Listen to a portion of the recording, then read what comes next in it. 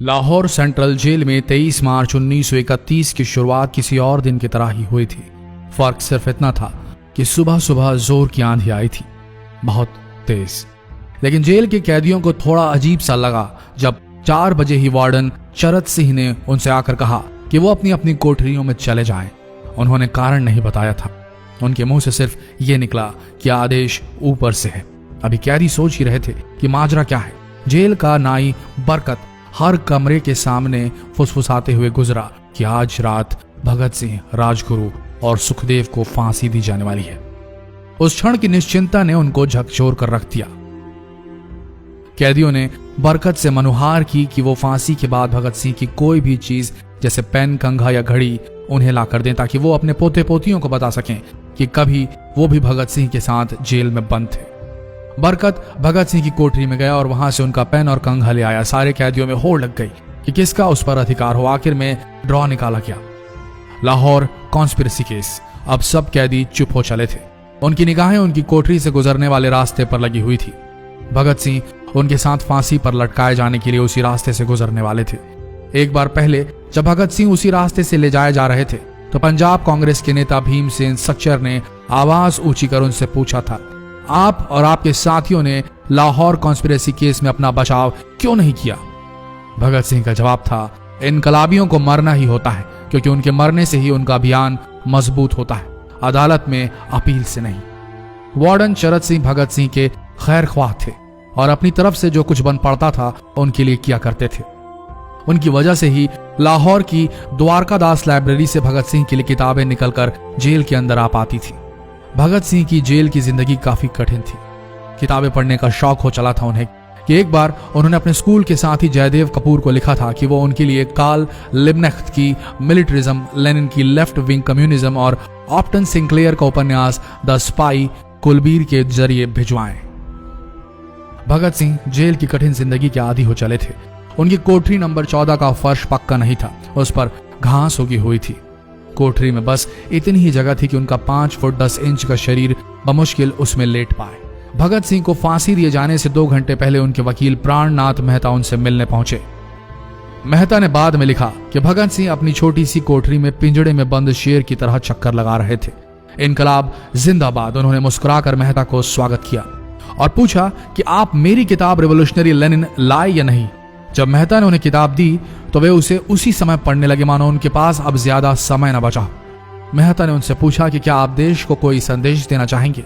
भगत सिंह ने किताब से अपना मुंह हटाए बगैर कहा, सिर्फ 2 संदेश, साम्राज्यवाद मुर्दाबाद और इनकलाब जिंदाबाद। इसके बाद भगत सिंह ने मेहता से कहा कि वो पंडित नेहरू और सुभाष चंद्र बोस को मेरा धन्यवाद पहुंचा दे जिन्होंने मेरे केस में गहरी रुचि ली थी। भगत सिंह से मिलने के बाद मेहता राजगुरु से मिलने उनकी कोठरी पहुंचे। राजगुरु के अंतिम शब्द थे, हम लोग जल्द मिलेंगे। सुखदेव ने मेहता को याद दिलाया कि वो उनकी मौत के बाद जेलर से वो कैरम बोर्ड ले लें जो उन्होंने उन्हें कुछ महीने पहले दिया था। मेहता के जाने के थोड़ी देर बाद जेल अधिकारियों ने तीनों क्रांतिकारियों को बता दिया कि उनको वक्त से 12 घंटे पहले ही फांसी दी जा रही है। अगले दिन सुबह 6 बजे की बजाय उन्हें उसी शाम 7 बजे फांसी पर चढ़ा दिया जाएगा। भगत सिंह मेहता द्वारा दी गई किताब के कुछ पन्ने ही पढ़ पाए थे। उनके मुंह से निकला, क्या आप मुझे इस किताब का एक अध्याय भी खत्म करने नहीं देंगे?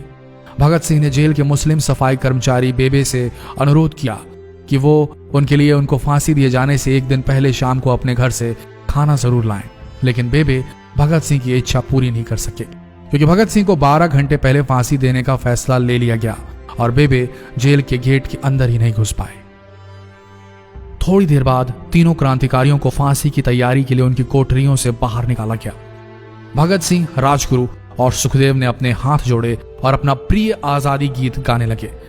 कभी वो दिन भी आएगा कि जब आजाद होंगे हम, या अपनी ही जमीन होगी या अपना आसमान होगा। फिर इन तीनों का एक एक करके वजन लिया गया। सबके वजन बढ़ गए थे। इन सब से कहा गया कि अपना आखिरी स्नान करें। फिर उनको काले कपड़े पहनाए गए लेकिन उनके चेहरे खुले रहने दिए गए। चरत सिंह ने भगत सिंह के कान में फुसफुसा कर कहा कि वाहे गुरु को याद करो।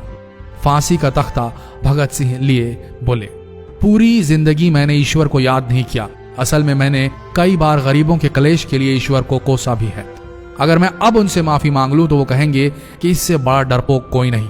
इसका अंत नजदीक आ रहा है, इसलिए ये माफी मांग रहा है। जैसे ही जेल की घड़ी ने 6 बजाया, कैदियों ने दूर से आती कुछ पद चांपें सुनी। उनके साथ भारी बूटों के जमीन पर पड़ने की आवाजें भी आ रही थी। साथ में एक गाने का भी दबा स्वर सुनाई दे रहा था, सरफरोशी की तमन्ना अब हमारे दिल में है। सभी को अचानक जोर जोर से इनकलाब जिंदाबाद और हिंदुस्तान आजाद हो के नारे सुनाई देने लगे। फांसी का तख्ता पुराना था, लेकिन फांसी देने वाला काफी तंदुरुस्त। फांसी देने के लिए मसीह जल्लाद को लाहौर के पास शाहदरा से बुलवाया गया था। भगत सिंह इन तीनों के बीच में खड़े थे। भगत सिंह अपनी मां को दिया गया वो वचन पूरा करना चाहते थे कि वो फांसी के तख्ते से इनकलाब जिंदाबाद का नारा लगाएंगे। लाहौर जिला कांग्रेस के सचिव पिंडी दास सोंधी का घर लाहौर सेंट्रल जेल से बिल्कुल लगा हुआ था। भगत सिंह ने इतनी जोर से इनकलाब जिंदाबाद का नारा लगाया कि उनकी आवाज सोंधी के घर तक सुनाई दी। उनकी आवाज सुनते ही जेल के दूसरे कैदी भी नारे लगाने लगे। तीनों युवा क्रांतिकारियों के गले में फांसी की रस्सी डाल दी गई, उनके हाथ और पैर बांध दिए गए। तभी जल्लाद ने पूछा, सबसे पहले कौन जाएगा? सुखदेव ने सबसे पहले फांसी पर लटकने की हामी भरी। जल्लाद ने एक एक कर रस्सियां खींची और उनके पैरों के नीचे लगे तख्तों को पैर मारकर हटा दिया। काफी देर तक उनके शव तख्तों से लटकते रहे। अंत में उन्हें नीचे उतारा गया और वहां मौजूद डॉक्टरों लेफ्टिनेंट कर्नल जे नेल्सन और लेफ्टिनेंट कर्नल NS सोंधी ने उन्हें मृत घोषित किया। एक जेल अधिकारी पर फांसी का इतना असर हुआ कि जब उससे कहा गया कि वो मृतकों की पहचान करें तो उसने ऐसा करने से इनकार कर दिया। उसे उसी जगह पर निलंबित कर दिया गया अंग्रेजों द्वारा। एक जूनियर अफसर ने यह काम अंजाम दिया। पहले योजना थी कि इन सब का अंतिम संस्कार जेल के अंदर ही किया जाएगा, लेकिन फिर यह विचार त्यागना पड़ा जब अधिकारियों को आभास हुआ कि जेल से धुआं उठते देख बाहर खड़ी भीड़ जेल पर हमला कर सकती है। इसलिए जेल की पिछली दीवार तोड़ी गई। उसी रास्ते से ट्रक जेल के अंदर लाया गया और उस पर बहुत अपमानजनक तरीके से उन शवों को एक सामान की तरह लाद दिया गया। पहले तय हुआ था कि उनका अंतिम संस्कार रावी के तट पर किया जाएगा, लेकिन रावी में पानी बहुत ही कम था, इसलिए सतलज के किनारे शवों को जलाने का फैसला लिया गया। उनके पार्थिव शरीर को फिरोजपुर के पास सतलज के किनारे लाया गया। तब तक रात के 10 बज चुके थे। इस बीच उप पुलिस अधीक्षक कसूर सुदर्शन सिंह कसूर गांव से एक पुजारी जगदीश अचरज को बुला लाए। अभी उनमें आग लगाई ही गई थी कि लोगों को इसके बारे में पता चल गया। जैसे ही ब्रितानी सैनिकों ने लोगों को अपनी तरफ आते देखा, वो शवों को वहीं छोड़कर अपने वाहनों की तरफ भागे। सारी रात गांव के लोगों ने उन शवों के चारों ओर पहरा दिया। अगले दिन दोपहर के आसपास जिला मजिस्ट्रेट की दस्तखत के साथ लाहौर के कई इलाकों में नोटिस चिपकाया गया, जिसमें बताया गया कि भगत सिंह, सुखदेव और राजगुरु का सतलज के किनारे हिंदू सिख रीति से अंतिम संस्कार कर दिया गया है। तो ये थे भगत सिंह की जिंदगी के वो 12 आखिरी घंटे। आशा करते हैं इस वीडियो में सुनाई गई ये कहानी आज युवा पीढ़ी के दिलों में मर चुके देशभक्ति को जगाने में कामयाब होंगे। जितना हो सके इस संदेश को पूरे देश में पहुंचाएं। इस वीडियो को शेयर करें फेसबुक पर, व्हाट्सएप पर, और हो सके तो इस पेज को फॉलो करें ताकि ऐसे ही वीडियोस आप तक सही समय पर पहुंच सके। मिलते हैं अगले वीडियो में, तब तक के लिए आप सबका धन्यवाद।